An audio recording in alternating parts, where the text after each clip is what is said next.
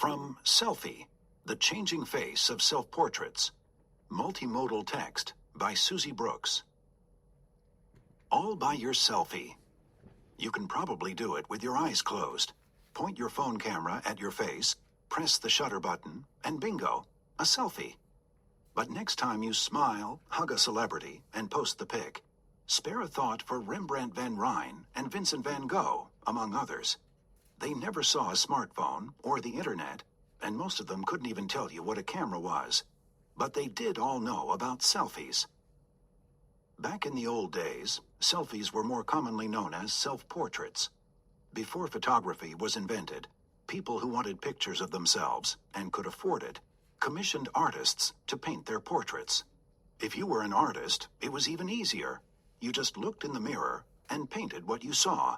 Self-portraits can often tell us about the clothing of a particular time, about art material and styles, and how old or rich or handsome the artist was or is. But most of all, they let us look right inside the minds of the brilliant and sometimes a bit bonkers people who created them.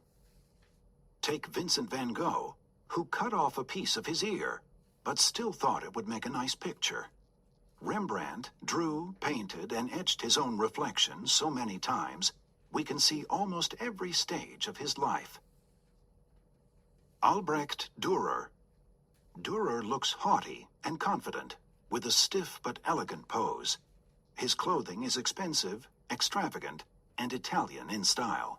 We all want to look good in a selfie, and 500 years ago, it was the same. Albrecht Dürer dressed up in fancy clothes for this self-portrait, announcing to the world that he was rich and grand. Dürer was 26 when he painted this, and already a leading artist, best known for his woodcut prints. On a trip to Italy, he noticed that great artists had a higher social status than they did at home in Germany. Dürer wanted to be treated like that too. After Dürer's death, admirers cut locks of his hair to remember him by. You can still see some at the Academy of Fine Arts in Vienna, Austria. Rembrandt van Rijn. Rembrandt was the biggest selfie maker of his time, creating nearly 100 self-portraits that spanned 40 years of his life. They track his changing appearance, as well as his developing painting style. Rembrandt pictured himself in all sorts of poses, outfits, and moods. As a young man, he often appeared in fine clothing, perhaps in the style of the rich people whose portraits he painted. Sometimes his scenes were theatrical, like the one he painted at the age of 29 with his wife Saskia sitting on his knee. By the end of his life, Rembrandt was an expert at capturing character.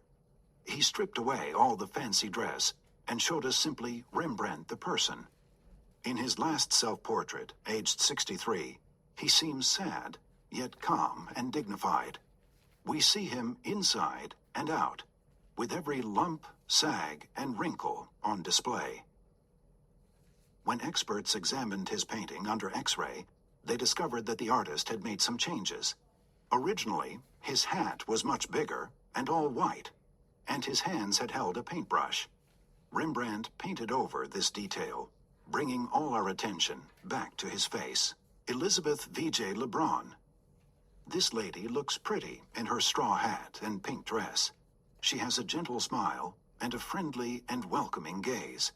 V.J. Lebrun wanted people to like her in this selfie, and they did. In the 18th century, female artists had to work hard to be taken seriously. Traditionally, painting was something that women did mostly as a hobby. V.J. Lebrun was extremely talented, and she also sold her skills well. Self-portraits like this one were a way to attract attention and win people's hearts. Elizabeth looks natural and relaxed in the painting. She seems comfortable with her palette and brushes, but they aren't the focus of the scene. Joseph de Croo. These days, funny faces in selfies are nothing unusual, but in the 1700s, people tended to be more straight-faced. Most self-portraits avoided any strong feeling of being happy, cross, or tired.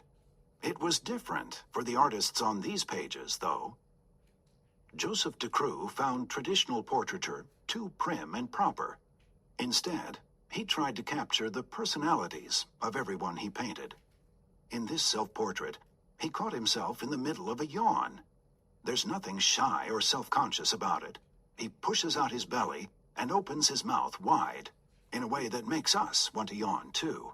Vincent van Gogh. You might take a selfie when something unusual happens to you.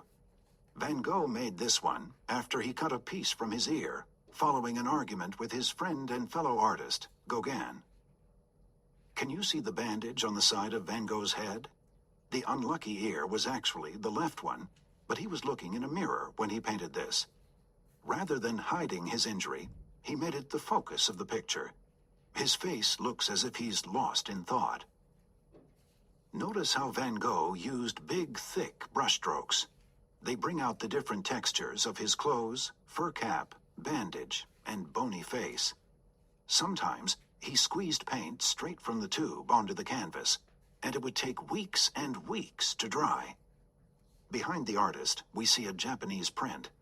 Van Gogh was fascinated by Japanese art. He loved its bold outlines, flat colors, and shapes, and did his best to use them in his own work. When he painted this selfie, Van Gogh was mentally ill. After cutting the chunk off his ear, he gave it to a woman as a gift. He was taken into a hospital, and a few months later, checked into an asylum. Selfies today. Selfies today are everywhere. With digital cameras and smartphones, anyone can snap themselves in an instant and share the picture with their friends or the world. Celebrities are doing it. Politicians are doing it. Will the selfie craze ever end? 2013 was the year that #selfie took off. More than 17 million people were posting a selfie on social media every week. In 2014, the word selfie made it into the Oxford Dictionary and was approved for the board game Scrabble. Technologies such as front-facing cameras, selfie sticks, and hand gesture sensors have made selfie snapping easier than ever before. In 2013, Pope Francis went viral in the first papal selfie, taken with young fans at the Vatican.